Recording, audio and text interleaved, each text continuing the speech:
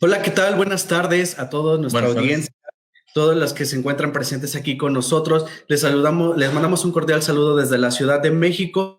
Y bueno, el día de hoy tenemos a un gran experto, al doctor Miguel Ángel Rivera con nosotros, presente desde Hermosillo, Sonora.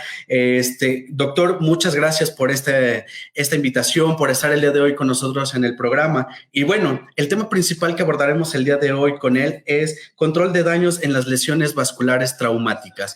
Antes de iniciar esta parte, pues quiero presentarles al doctor Miguel Ángel Rivera. Él es especialista en el manejo de estomas complicados y abdomen hostil allá en la parte allá en Hermosillo, Sonora. Doctor, un placer, mucho gusto, bienvenido a este canal, bienvenido con nosotros, esta audiencia. Tenemos espectadores de América Latina, de España, que nos están visitando. Doctor Miguel, platíquenos un poco sobre usted. ¿Cuál es su carrera, su trayectoria en este medio de las heridas, en este medio del abdomen? Platíquenos un poquito de usted, doctor. Bueno, aquí en México tenemos un dicho que la carga hace andar al caballo, al burro, ¿no? Entonces, mucho es lo que se ha ido presentando, ¿no? En mi hospital no había quien se encargara de los pacientes complicados. Entonces, yo me fui a Guadalajara, mi tierra natal, a capacitarme en nutrición enteral y parenteral. Mientras estaba ahí, conocí la terapia de presión negativa. Y entonces por eso fui de las primeras personas que se trajo a Sonora, al norte del país, la terapia de presión negativa. Obviamente no eran los mismos pacientes que a mí me habían tocado ver en Guadalajara, que recibían una atención oportuna, que tenían una peritonitis de 24, 48 horas de evolución, a los pacientes que yo me encontré en Sonora, que por las distancias tan grandes, pues obviamente tardaban mucho tiempo en llegar y tenían peritonitis de una semana, de 10 días, incluso a veces hasta más, ¿no? Entonces, a veces me llegaban ya incluso con un Villor 4 totalmente congelado, sin pared abdominal. Y entonces, al ver estas complicaciones, me comuniqué con los encargados de la terapia de presión negativa y me mandaron a capacitar a San José de Costa Rica con el doctor Cibaja, que fue el primer médico que puso terapia de presión negativa en abdomen. Vi muy buenos resultados, pero el problema es que él ponía la terapia de presión negativa directamente sobre el abdomen, sobre la perforación intestinal. Obviamente, se lleva el líquido intestinal, se lleva el material purulento, los factores de necrosis tumoral, todas las sustancias proinflamatorias. El paciente mejoraba, pero volvía a una fístula de bajo gasto en una de muy alto gasto, ¿no? Entonces, todo el líquido intestinal, los 5 a 7 litros que produce el cuerpo, se los llevaba a la terapia de presión negativa, deshidratando al paciente y causando trastornos hidroelectrolíticos, que después se los tenías que compensar con la nutrición parenteral. Entonces, lo mejorabas de una cosa y se descompensaba de otra. Entonces, como que se volvía un círculo vicioso. Cuando regreso a Sonora y pues trato de aplicar esta técnica, veo que pues no es de todo favorable por todo este tipo de problemas que está teniendo. Entonces, tengo que idear cómo aislar la fístula del resto del abdomen para que el BAC succione lo que tiene que succionar, pero el líquido intestinal sea por otra parte, ¿no? Lo que tenemos siempre a la mano, pues es el Penrose, ¿no? Entonces traté de utilizar el Penrose. Por el tipo de látex del Penrose, al quererlo suturar, quedan pequeños orificios, incluso se puede desgarrar. Y cuando Claro. son trayectos muy largos, se dobla y se angula. Y esto impide, pues, que obviamente todo el contenido intestinal que viene se acumule y se rompa el Penrose de la parte intestinal y pues se riegue todo, ¿no? Entonces estuve buscando con diferentes productos hasta que se me ocurrió que podíamos usar un condón, ¿no? El condón es de otro tipo de látex, es más flexible. Al pasar la aguja a través de este tipo de látex se colapsa, se amolda si el excremento es un Bristol 1, un Bristol 4, es un Bristol 7, el condón se adapta y simplemente Claro. pues cortas la punta y se hace un tubo de látex, es una prolongación de un estoma y de esta manera le puedes dar de comer al paciente, le quitas la nutrición parenteral, el BAC hace lo que tiene que hacer, solamente limpiar la cavidad abdominal sin succionar el líquido intestinal, te lo llevas a un Villor 4 y entonces ya utilizas el manejo avanzado de heridas. Es una herida ya granulada, le pones un hidrocoloide para favorecer la granulación, después incluso la puedes injertar, o lo que fuimos y presentamos hace 6 años en el Congreso de Heridas en Italia, ponerle ya incluso piel sintética para volver a tener una superficie donde puedas permear una bolsa de colostomía. Y entonces, en lugar de tener una fístula enteroatmosférica con un abdomen congelado, ahora tienes un intestino corto con una Claro. nueva pared abdominal, y entonces ya nada más es cuestión de nutrirlo, esperar a que se descongele el abdomen, y entonces ya entras a hacer una reconexión en un paciente sin respuesta inflamatoria, sin estar grave, sin estar estando bien nutrido y con todas las de la ley y con todas las calmas del mundo, ¿no? Y eso obviamente pues ha sido de manera satisfactoria, ha mejorado muchísimo la supervivencia y las complicaciones, ¿no? Claro que sí, doctor. Una técnica muy bien aceptada para estos pacientes. Ahora, una pregunta, doctor. Los pacientes que son alérgicos al látex, ¿cuál es la característica o qué material recomienda para estos pacientes? Pues de hecho, no me tuve que quebrar mucho la cabeza para eso, porque precisamente esas mismas personas que son alérgicas al látex, pues utilizan condones de poliuretano, ¿no?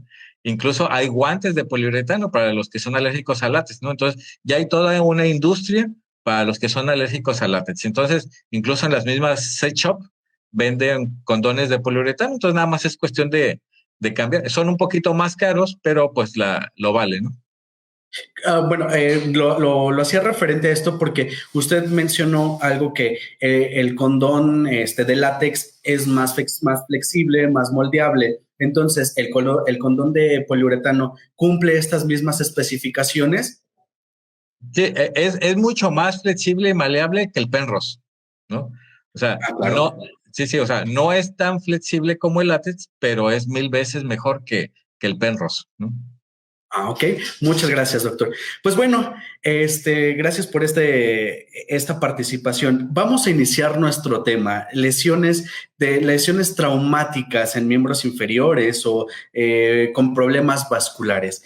¿A qué nos enfrentamos actualmente los mexicanos o por lo menos los mexicanos en este tema, doctor? Es un tema donde ya en charlas anteriores hablaba con podología y decíamos, no le damos importancia a nuestros pies y mucho menos en la parte vascular. Doctor, en la parte vascular, ¿qué me podría mencionar usted? ¿Cuál es la característica o lo fundamental que debemos de, como profesionales de la salud, reaccionar ante nuestros pacientes?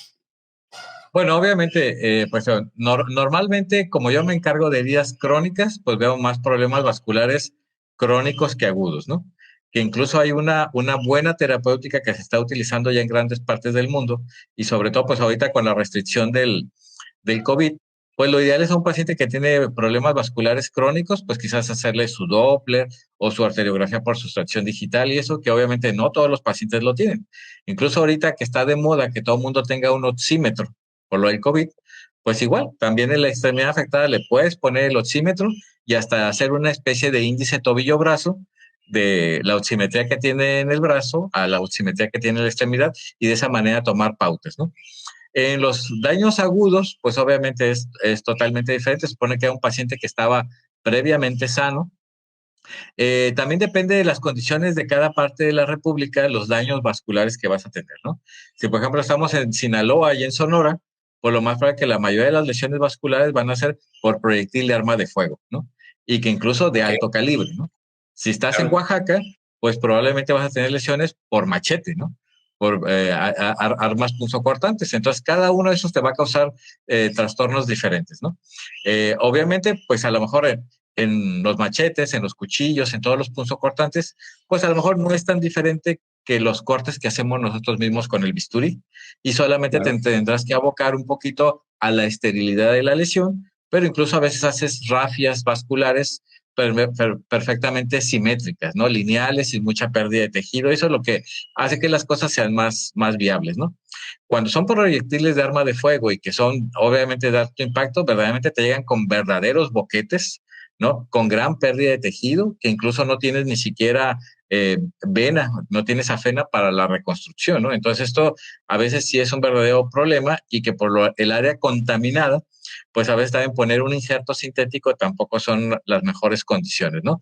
Sí, sí tienes que hacer mucha complementación con otros especialistas, porque incluso pues si logras hacer una reconexión vascular, pues puede tener síndrome de reperfusión, puedes hacer un síndrome compartimental incluso, o sea, son muchas cosas que incluso la terapia de presión negativa también te puede ayudar, pero también existe mucho miedo poner terapia de presión negativa en una sutura vascular, ¿no? Y que te la Claro. pueda romper, ¿no?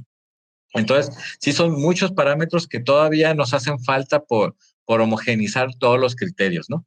Y obviamente, pues afortunadamente, la mayoría de estas personas son jóvenes, se supone que están bien nutridas, en buen estado en general. Entonces, bueno, no es lo mismo que a lo mejor un viejito con un daño vascular crónico, que ya es cardiópata, que ya es diabético, que ya tiene falla renal. Entonces, cada uno de los casos va a tener sus cosas propias, ¿no? Pero por eso siempre hay que acordarnos que el paciente es un todo, ¿no? Y que no nada más es llegar a ser una reparación vascular, sino tienes que tomar todos los factores para tomarlos en cuenta. Claro, doctor, hace mención de algo muy importante, el hecho de colocar injertos cuando no tenemos esta parte de vasculatura. En la práctica clínica me he encontrado que varios pacientes que llegan con esta parte donde no revisó la vasculatura el médico tratante y los injertos finalmente no tienen esta evolución favorable. Entonces, doctor, en esta parte, como integración, ¿qué es lo principal que daría usted para que este injerto tenga una satisfacción? Pues obviamente, para manejar todas las heridas hasta el 2016 utilizábamos el concepto TIME, ¿no?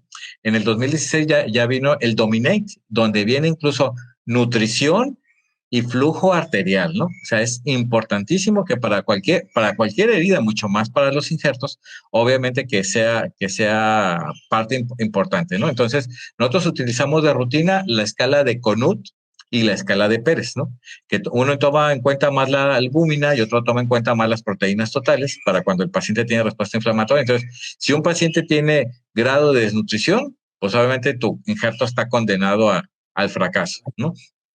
Así es. Aparte, también estamos utilizando el Moleculite, ¿no? El Moleculite nada más es un aparatito que emite rayos infrarrojos y ultravioletas.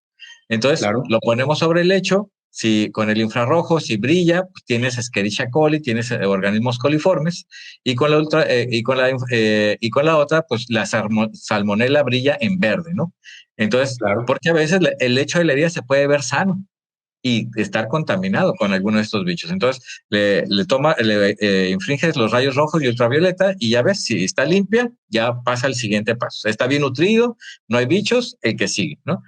Y entonces ya el último, pues, y eso sería muy bueno hacerlo con una oximetría de pulso. Es muy sencillo, es muy barato, y tan solo si tu pie o tu extremidad que vas a injertar satura más del 80%, pues puedes suponer que la evolución del injerto también va a ser correcta, ¿no? Es menos del 80% y el paciente no es candidato a revascularización porque no tiene lechos distales. Entonces, ¿qué podemos hacer?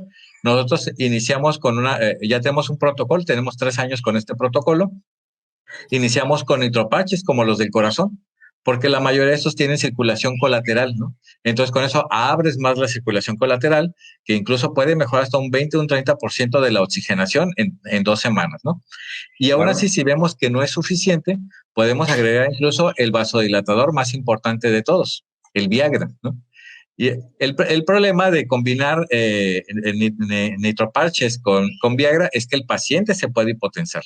Y como casi Claro. siempre son pacientes hipertensos, entonces tenemos que quitar algunos antihipertensivos, probablemente para que no se hipotense. Y entonces, un paciente de estos que tiene problemas vasculares sin capacidad de ser revascularizado, la literatura dice que se va a amputar hasta el 60% de estos pacientes en menos de un año. Pues con esta terapéutica pues hemos disminuido un 20 a un 30% de amputaciones a un año. Y eso también garantiza que el injerto pues tenga mejor viabilidad. Claro, doctor. Muchas gracias. Doctor, efectivamente, esta parte de la oximetría de pulso es directamente proporcional tanto en extremidades superiores como inferiores. ¿Algún artículo o usted que nos avale el uso de esta oximetría y que no caigamos en errores de parámetros? ¿Es aconsejable guiarnos por esto o aconsejable esto más un Doppler vascular? Sí, obviamente no sustituye al Doppler, ¿no? No sustituye a la arteriografía, ¿no? Así como lo del Molecular Light no sustituye al cultivo, ¿no? Nos ayuda a tomar decisiones mucho más rápido, ¿no? Y que más o menos ya sospechamos, ¿no? De hecho, es el protocolo que te estamos haciendo con los residentes y pues obviamente hay pacientes que incluso el oxímetro ni siquiera detecta nada. Está el pie frío, no detecta nada el oxímetro. Bueno, pues por protocolo le hacemos el ultrasonido Doppler, pero sobre todo por los fines legales, ¿no? Sabemos que a esa extremidad le va a ir muy mal, ¿no? Pero si nos ponemos nada más a hacer amputaciones en base a la oximetría, pues va a haber algún paciente que esté inconforme y podemos llegar incluso a la demanda, ¿no? Pero sí vale la pena que de una vez vayamos concientizándolo, ¿no? Sobre todo los pacientes que tienen problemas vasculares, como es algo más silencioso, más crónico que los problemas infecciosos, entonces son muy renuentes a la amputación.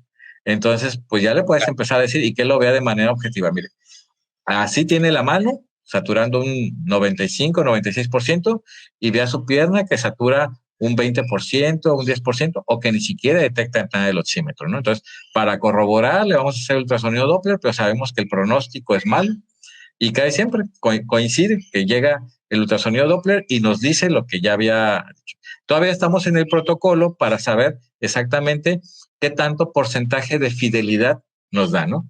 Hasta ahorita lo que llevamos lleva una fidelidad de más del 80%, ¿no? Pero obviamente todavía nos faltan más estudios, pero ya hay muchas pláticas de Amsichak, ya se está viendo la oximetría de pulso como una buena opción, sobre todo en estos tiempos, pues que muchos radiólogos no quieren atender muchos pacientes, no quieren ver mucho volumen, entonces, y los encargados de heridas, pues seguimos trabajando con y sin COVID, pues, ¿no? Entonces, tienes que tomar decisiones rápidas y es una buena opción para eso. Ok, muchas gracias, doctor. Algo que me gusta y me llama mucho la atención, definitivamente alguna vez escuché en alguna de sus charlas el uso de los nitroparches, el uso de estos vasodilatadores y una duda sí, prácticamente una duda es, ¿el uso de estos parches es lo más proximal que se pueda a la lesión o en donde se encuentra el vaso de gran calibre? ¿Dónde se utilizaría o el uso indicado de este tipo de parches, ¿no? Sí, obviamente estamos tratando de favorecer la circulación colateral, ¿no? Pero lo ideal es ponerlo antes de la obstrucción, ¿no? Para que obviamente pues pueda tener un mayor flujo, ¿no? Por clínica también lo vemos, ¿no? Vemos obviamente cómo va la extremidad con una coloración, incluso con vellos, incluso la piel se ve turgente con grasita y cómo poco a poco a veces va cambiando hasta llegar a una piel pálida, atrófica, sin vellos, ¿no? Entonces, lo ideal es empezarlos a poner en la parte de arriba.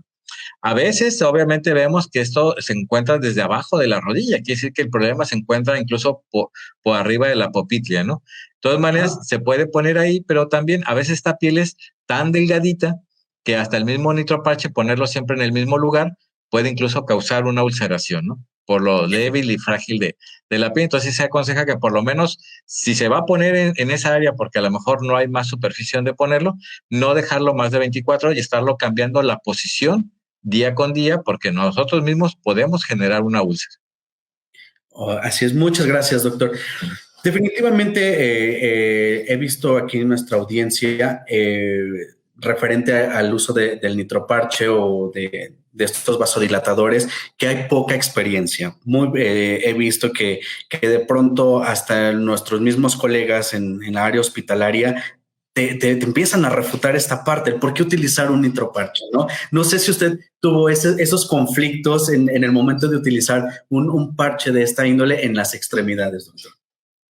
Sí, obviamente, sobre todo, pues, bueno, ya estoy medio acostumbrado porque, pues, al principio cuando empecé con lo del condón en las fístulas, pues, obviamente, pues todo el mundo me empezó a criticar, ¿no? Después, cuando empecé con la fistuloclisis, que pues por un hoyo sale el alimento y por el otro hoyo le meto un alimento por una sonda Foley, pues también me empezaron a criticar, ¿no? Claro. Incluso, entonces, pues ahora con el nitropach, eso pues es parte de lo, yo ya estoy acostumbrado a que siempre me critiquen, pero bueno, por eso es lo importante de los protocolos, de los buenos seguimientos y de demostrar los resultados, ¿no? Entonces, sí, Claro. todo lo tienes que registrar y todo bien avalado y es para que no tengas ningún problema, ¿no? Todos los protocolos están avalados por enseñanza, todos los protocolos tienen sus criterios de inclusión, de exclusión, su metodología para obviamente evitar este tipo de sesgos, ¿no? Sí, doctor, obviamente tenemos el gramaje o la presentación de nuestros parches. En este caso, hay que tener ciertas características o cierta dosificación para estos pacientes o con una sola aplicación de por ejemplo, un nitroparche, ¿es más que suficiente o se calcula igual a peso? ¿Cómo calculamos esta dosis para utilizar en extremidades, doctor? Sí, obviamente, bueno, casi siempre los pacientes que tienen insuficiencia arterial, por lo general son flaquitos, ¿no? Los que tienen problemas sépticos, que ahí siempre son gorditos, y los que tienen problemas vasculares siempre son flaquitos, pesan 40 kilos, 45 kilos, 50 kilos, ¿no? Entonces, incluso, obviamente, y la respuesta de cada paciente es totalmente diferente, ¿no? Entonces, nosotros empezamos, casi siempre los nitroparches vienen de 18 a 25 gramos, ¿no? Cada uno cambia, entonces siempre procuramos empezar con la mitad de uno de 18, ¿no?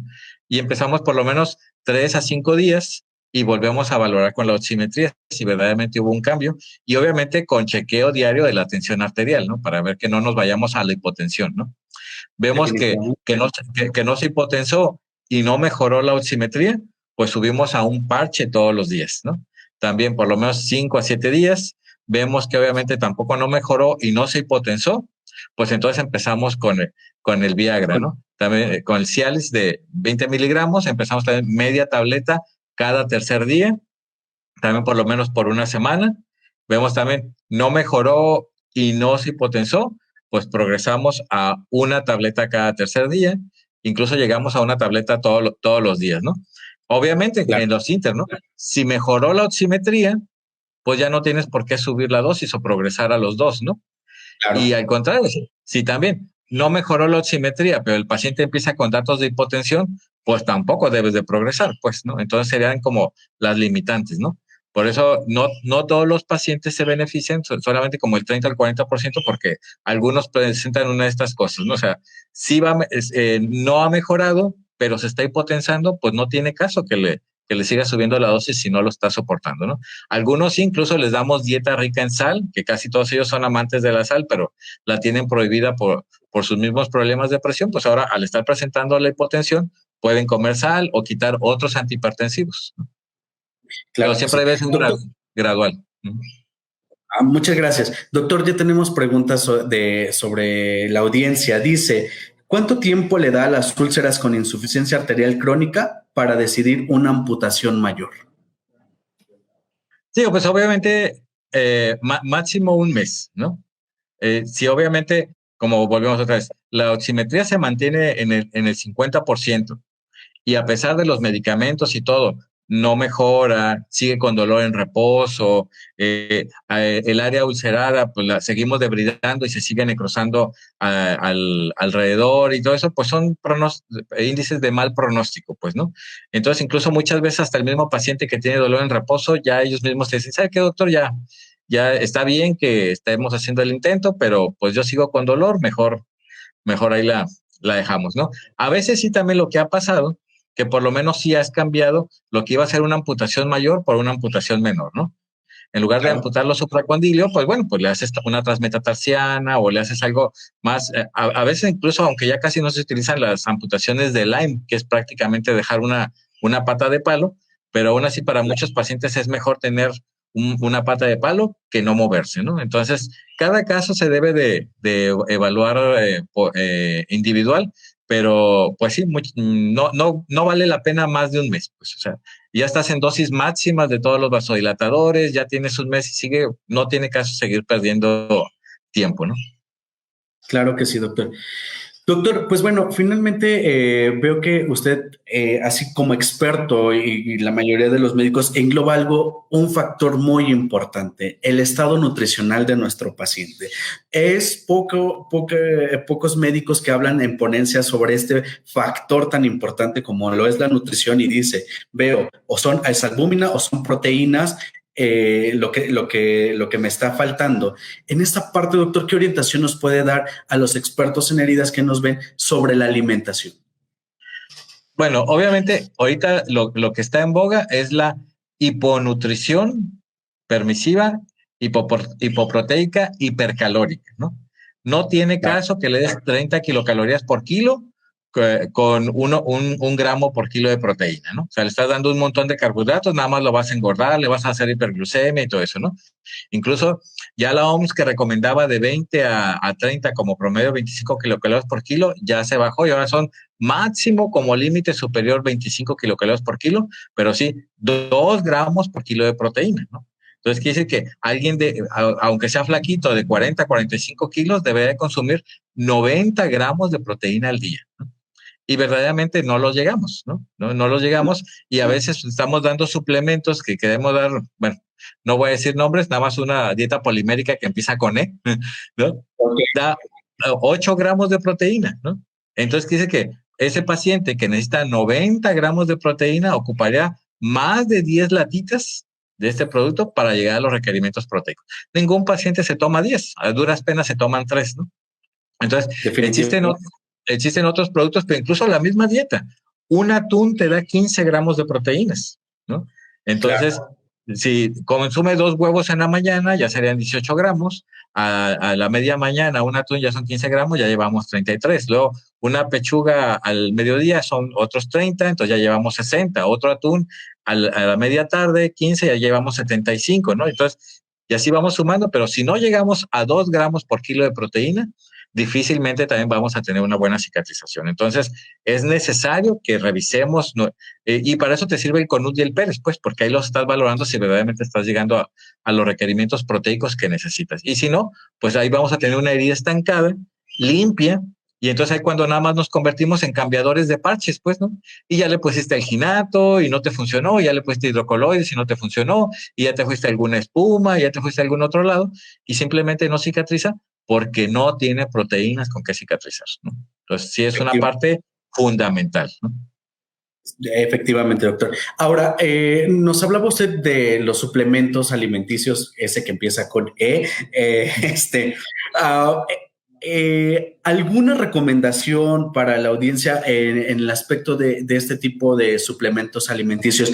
Bueno, podría decirle yo en Nestlé, hay uno que dice alto en proteínas, y lo pongo entre comillas alto en proteínas porque no alcanzamos los requerimientos proteicos que necesitamos. Pero en su experiencia clínica, ¿usted alguno que recomiende? Es que mira, y aquí yo le digo mucho a mis alumnos también, ¿en qué paciente estamos? ¿Estamos en el paciente de la priva, en el Star Médica, en la San José, en el hospital privado? ¿Estamos en el IMSS? ¿O estamos en el hospital de salubridad? ¿O estamos en el ranchito más recóndito de Oaxaca, no? Aquí lo importante es saber que la proteína animal forma proteína animal, ¿no? Las proteínas vegetales nos ayudan a estar en buenas condiciones, pero no nos ayudan para la cicatrización, ¿no? Entonces, los fisiculturistas toman suero de leche, ¿sí? El Gatorade Recover tiene caseinato de calcio, ¿no? Sí. El Inmunocal contiene caseinato de calcio, ¿no? Pero la leche clavel en polvo, la leche nido en polvo, es caseinato de calcio. La única proteína animal liofilizable es caseinato de calcio. Entonces, para mi paciente privado, de la consulta privada que me quiero lucir, entonces yo le doy un producto que se llama Suportan, es de Fresenius, ¿no? En 200 mililitros te da 300 kilocalorías y te da 20 gramos de proteína. Entonces, para este paciente que ocupaba 80 gramos de proteína, con 4 Suportan que se toma el día y 200 mililitros, son 800 mililitros, es muy fácil que un niño o una persona adulta llegue a estos requerimientos, ¿no? Claro. Pero estoy en el rancho más recóndito de México y el paciente es pobre. Entonces, ¿qué puedo hacer? Puedo comprar leche clavel en polvo, que cuesta 40 pesos el kilo, Claro. igual. Y entonces nada más le doy 80 gramos de proteína. No son ni 100 gramos. Entonces quiere decir que una bolsa de 40 pesos le sirve para una semana a una persona pobre, ¿no? Obviamente, si yo al rico que me va a buscar en la priva le digo que se compre una bolsa de kilo de leche clavel, pues obviamente quizás ya no vuelva conmigo, ¿no? Pero por eso tenemos que estar conscientes, o sea, que le tenemos que dar lo mejor al paciente y ya dependiendo de los ciclos. Hay otras cosas, por ejemplo, hay un producto, bueno, ahí sí voy a decir marcas porque ahí sí, Inmunocal, son 10 gramos de caseinato de calcio en 500 pesos, ¿no? Entonces eso es casi un robo, es una estafa, ¿no? ¿No? Claro. Porque, pues, si una leche nido, que es caseinato de calcio, un kilo te cuesta 200 pesos, ¿cómo puede ser que 100 gramos, 10 gramos, o sea, una cucharada, te lo venden en 500 pesos, ¿no? Pero a la gente le dicen que le cura la diabetes, que le cura el cáncer, ahora cura el COVID y tantas cosas que dice que cura y al final, pues simplemente como el paciente comió proteína, pues estaba mejor nutrido y se pudo defender más, pues, ¿no? Pero entonces por eso tenemos que estar muy atentos a los productos, revisar bien lo que le estamos dando y la cantidad de proteínas, cueste lo que cueste, pues, ¿no? Si el paciente tiene para tirar el dinero, pues a lo mejor sí dale un producto tan caro y de empaque tan bonito como ese, pero si el paciente es pobre, pues no le exijas que compre un producto caro que se va a quedar sin comer por comprar Claro. ese producto, entonces te sale contraproducente, ¿no? Muchas gracias. Un gran aporte, doctor, para la audiencia y hasta para mí, creo. Que es un gran aporte porque no te pones a identificar las partes nutrimentales que trae cada producto, ¿no? Y definitivamente es ahí donde encontramos. Tenemos aquí a una gran jefa de una clínica del IMSS que me encanta porque siempre les dice, necesito que mis pacientes coman atún y que coman pescado y que coman pollo, pero si le puedes dar casi salmón, o sea, pero siempre está con este aporte proteico para Claro. poder ayudar al paciente, ¿no?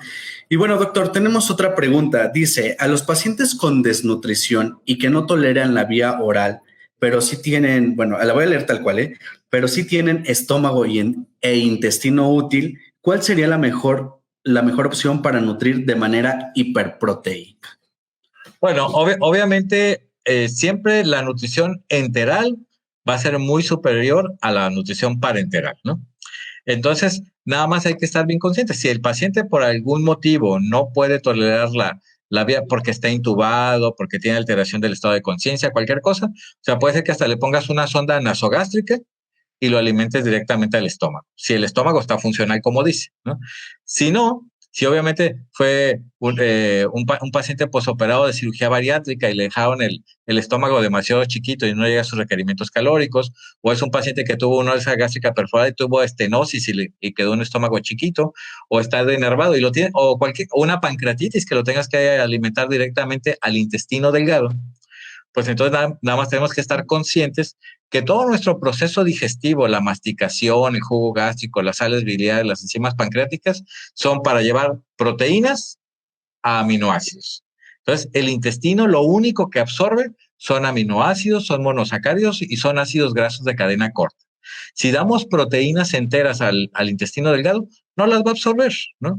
Hasta te puede provocar diarrea y distensión, pero lo peor es que se vayan de largo y que no las absorban. Entonces, ahí es donde vienen las dietas monoméricas, ¿no? Y de las dietas monoméricas también tenemos una gran variedad, así como la que hablábamos de las poliméricas. Tienes el Inmunex. El Inmunex te cuesta 350 pesos, te da 500 kilocalorías y aparte que es dieta, tiene 160 gramos de proteína. O sea, muchas veces con un solo sobrecito esto ya llegaste a los requerimientos proteicos, ¿no? Incluso es tan bueno que a veces en los pacientes que están limítrofes, que apenas están saliendo de la sepsis y tienen problemas renales, no le puedes dar los 2 gramos de proteína porque apenas está empezando a funcionar el riñón. Entonces está el Alitrac. El Alitrac te da 300 kilocalorías y tiene más o menos 18 gramos de proteína. Entonces es más fácil que le adaptes, ¿no? O incluso Claro. lo que nosotros hacemos en el Seguro Social, solamente tenemos Vivonex. El Vivonex te da también 300 kilocalorías, te da 12 gramos de proteína, entonces se queda muy corto en los gramos de proteínas. ¿Qué hacemos? pues le decimos al familiar que vaya a la tienda de las vitaminas, ¿no? Y que compre glutamina y arginina, que es la que toman los fisiculturistas, y entonces ya le calculamos, necesita tantos gramos de proteína, pues le agregamos la glutamina y la arginina al mismo Bibonex y lo volvemos una dieta inmunomoduladora y llegamos a los requerimientos proteicos, ¿no? Y como son aminoácidos, pues lo puedes pasar directamente al intestino sin que necesite un proceso de digestión. Claro. Ok, pues bien, muchas gracias, doctor. A la audiencia, si alguien tuviera alguna otra pregunta que hacer aquí al experto, al gran doctor, con mucho gusto tenemos este espacio. Ahora, doctor, referente a la parte de la vascularización, en el paciente pediátrico podríamos utilizar estos parches de glicerina o están contraindicados en el paciente pediátrico. Lo entiendo porque el paciente pediátrico no debería de tener problemas arteriales hasta cierto punto, ¿no? Entonces, por eso es mi pregunta, doctor. Sí, de hecho, o sea, aunque parece que no, ahorita estamos trabajando en un artículo precisamente de eso, porque en la cirugía abdominal, la cirugía pediátrica y la de adultos parece que es totalmente diferente, aunque pues se supone que la sepsis abdominal es sepsis abdominal en todos, ¿no? Entonces, pero sí reaccionan diferente, ellos traen la hormona y crecimiento a todo lo que da, no tienen patologías previas, ¿no? Sus riñones están sanos, sus pulmones están sanos, entonces prácticamente un problema vascular en un niño, más bien va a ser porque ya viene mal de fábrica, ¿no? O sea, quizás nació con una comunicación arteriovenosa, quizás tiene un hemangioma o algo que está dificultando el aporte sanguíneo. Entonces, si no revisamos esto antes, probablemente ponerle nitroparches a un hemangioma, quizás nos podemos ver bastante malitos, ¿no? Entonces, sí, claro. Obviamente lo mismo, o sea, primero no son recetas de cocina, no es algo que se pueda aplicar a todos, tenemos que individualizar, entonces habría que pensar por qué un pediátrico tendría que tener problemas de vascularidad, ¿no? Entonces, claro. Más bien algo viene de fábrica, quizás una estenosis ya congénita, entonces esa estenosis congénita, pues por más vasodilatadores que le pongas, pues probablemente no vayas a tener un buen resultado, ¿no? Efectivamente, doctor. Muchas gracias. Doctor, ahora, en efectos de pandemia, bueno, ahorita que como usted dice, todos descansan menos los de las heridas y no descansamos porque el pie diabético, si se te complica, sepsis y tu paciente, adiós. Entonces, nosotros no nos podemos dar ese lujo. En esta parte de pandemia, doctor, y bueno, haciendo relevancia a la hipoxia de los tejidos, ver a un paciente con COVID y que presenta pie diabético, ¿qué repercusión hay a nivel tisular? Sí, pues obviamente si seguimos con el ejemplo de la oximetría de pulso, si muchas veces los pacientes con COVID te llegan saturando 80% y platicando, ¿no? Entonces, si en el brazo, que se supone que está normal, ya está saturando 80%, o sea, ¿cuánto está saturando en el pie que ya viene con patología, ¿no? Entonces, obviamente, se empeora mucho el pronóstico, ¿no? Y ahí también es donde vienen las cosas. Entonces, se va al área COVID, ¿no? Y piden interconsulta, cirugía, y pocos cirujanos verdaderamente entran al área COVID a revisar pacientes, ¿no? Y hasta que sale el COVID y verdaderamente ya tenemos una necrosis importante y se va directamente a la amputación cuando se pudo haber hecho algo antes, o incluso si es peor, si es un pie séptico, pues a veces el paciente viene muriendo de sepsis y no tanto del COVID, pues, ¿no? Entonces, pero bueno, ahí se enmascara, ¿no? Pero entonces sí, con esto no se debe de interrumpir el manejo solamente porque el paciente tenga COVID, ¿no? Ok, muchas gracias, doctor. Doctor, bueno, referente a la nutrición nos hacen, creo que hablé del salmón y nos hacen esta pregunta. Dice, ¿qué dieta polimérica recomienda usted y si el salmón efectivamente puede ser un alimento característico para este aporte proteico? Sí, pues como les comentaba, para mí la mejor dieta polimérica por su cantidad de proteínas es el Suportán, y sobre todo porque es hipercalórica, quiere decir que todas las dietas están diseñadas para dar 1 mililitro, 1 kilocaloría. Y el Suportán es hipercalórico, que da 1.5 kilocalorías por mililitro. Entonces, en menos volumen, te da más calorías y te da más cantidad de proteínas, ¿no? Y sí, obviamente el salmón, aparte de ser rico en proteína, pues es rico en omega 3, ¿no? Pero bueno, Claro. volvemos a lo mismo. Si no quiero comprar el salmón porque es muy caro, bueno, el atún es más barato, y si no, la sardina es más barata todavía, ¿no? Y la Claro. sardina también es un pez azul, también tiene omega 3, también tiene todo eso. Entonces, pues otra vez volvemos a lo mismo, ¿no? Estás en el hospital privado, dale salmón; estás en el seguro, dale atún; estás en el hospital público o en la periferia, pues dale sardina, ¿no? Pero sí, todos estos peces tienen mucho valor nutricio y sobre todo omega 3.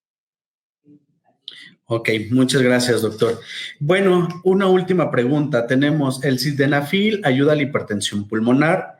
En los pacientes con secuelas de hipertensión pulmonar, ¿podría ayudarnos en las heridas de pacientes postrados? Sí, obviamente causa una vasodilatación generalizada, ¿no? De hecho, muchas veces el problema es que incluso otras personas que lo toman con otros fines, ¿no? Con Claro. otros fines lúdicos, pues a veces lo caracteriza que tienen la cara demasiado roja, ¿no? O sea, se ponen demasiado rojos a todos los niveles, pues, ¿no? Y a veces incluso las personas en las que les damos en las piernas se asustan porque de tener el pie pálido, de repente lo ven demasiado rojo y se asustan, piensan que está infectado, ¿no? Pero en realidad le está llegando mucho más flujo, ¿no? Entonces sí, es un vasodilatador generalizado y por eso también tenemos que tener cuidado, pues volvemos a lo mismo. Si un paciente tiene un aneurisma, si un paciente tiene otro tipo de problemas, pues obviamente te va a generar mayor flujo y puede llegar a sangrar, ¿no? Entonces tiene que tener siempre sus pros y sus contras, ¿no? Claro que sí. Ahora, el sildenafil podría ser utilizado también en pacientes posteriores o que tengan secuelas de COVID. Aquí nos preguntan, doctor. O sea, tiene la secuela de COVID, tiene una lesión, por ejemplo, una lesión por presión, ¿puede utilizar este vasodilatador? Bueno, ya tenemos ese protocolo, pero todavía no lo echamos a andar. Apenas estamos empezando porque digo, lo tiene que revisar el comité de investigación y son varios pasos, ¿no?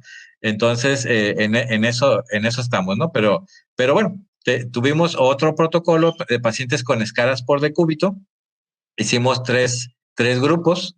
En uno fue el manejo hospitalario normal con la dieta normal, y entonces veíamos el tiempo de evolución y hospitalización. Hubo otro grupo y todos con manejo avanzado de heridas, ¿no? Con alginatos o con hidrocoloides según se necesitara, ¿no? Incluso curados por el mismo enfermero. Al otro le llegamos a sus requerimientos proteicos con caseinato, ¿no? Entonces, la dieta hospitalaria más caseinato para darle 2 gramos por kilo. Estos cicatrizaron mucho más rápido y de mejor calidad que los que solamente tenían estancia hospitalaria. Y al tercer grupo le dimos el caseinato más el sildenafil, y obviamente fue en la mitad del tiempo que los que solamente tenían la dieta normal, lo común que todos, ¿no? Hay un artículo que incluso sí está muy difundido donde lo hicieron en ratas, ¿no? En ratas hicieron 4 grupos. A la mitad les destruyeron el páncreas para hacerlas diabéticas, ¿no? Y las Ajá. otras no. Y esos mismos 2 grupos los dividieron a su vez en 2. A la mitad le daban sildenafil y a la otra, entonces tuvimos 4, ¿no?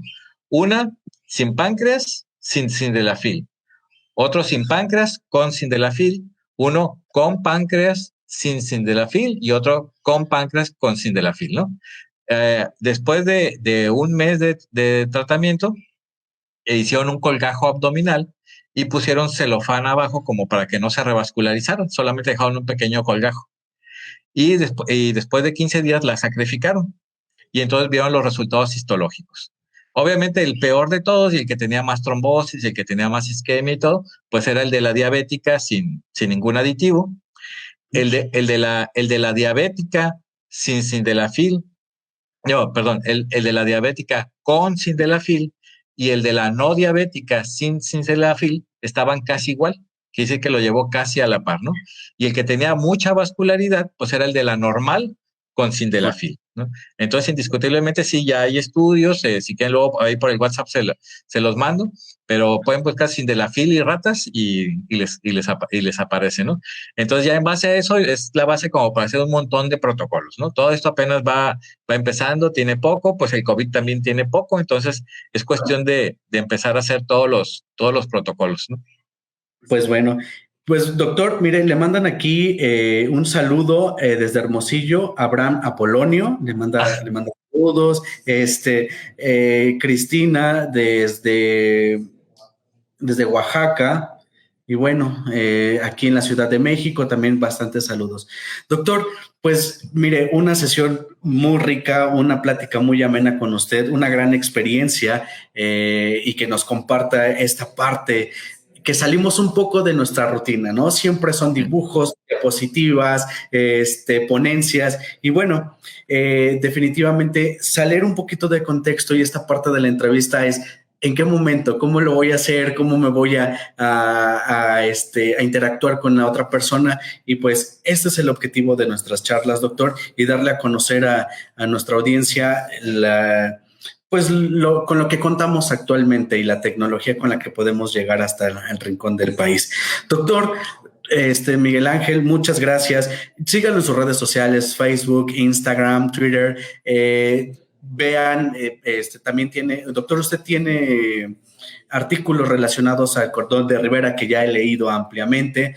Tiene otro tipo de artículos. ¿Dónde más lo pueden encontrar, doctor? Sí, pues de hecho en Twitter, @MiguelRib69. También en YouTube, de hecho, se busca como técnica el condón de Rivera, ahí también lo pueden hacer, ¿no? Y si no, pues bueno, Apolonio y todos los demás ya tienen mi WhatsApp, pero si no, también al WhatsApp me pueden mandar mensajes y les mando los artículos, ¿no? De hecho, el último es prácticamente ya un libro, Nutrición en el paciente quemado. Antes también ya había sacado Nutrición en el paciente grave, donde les hablo cómo sacar los requerimientos calóricos, cómo darlo con dieta enteral, parenteral, incluso dieta monomérica y todo eso. Entonces, y ahorita pues estamos trabajando eso de tratar de adaptar todas las escalas que tenemos de la sepsis abdominal a pediatría, ¿no? Entonces, eso espero que ya en este año quede y pues ya publicar uno más, ¿no? Pues muchas gracias, doctor. Un gran científico, gran escritor que tiene México y aporte a nivel internacional. Se lo agradezco de todo corazón. Y bueno, gracias por sintonizarnos. Nos vemos la siguiente semana con más dudas, más preguntas. Y bueno, nos estamos viendo pronto. Muchas gracias, doctor. Que tenga muy buena tarde. Gracias, audiencia. Hasta luego.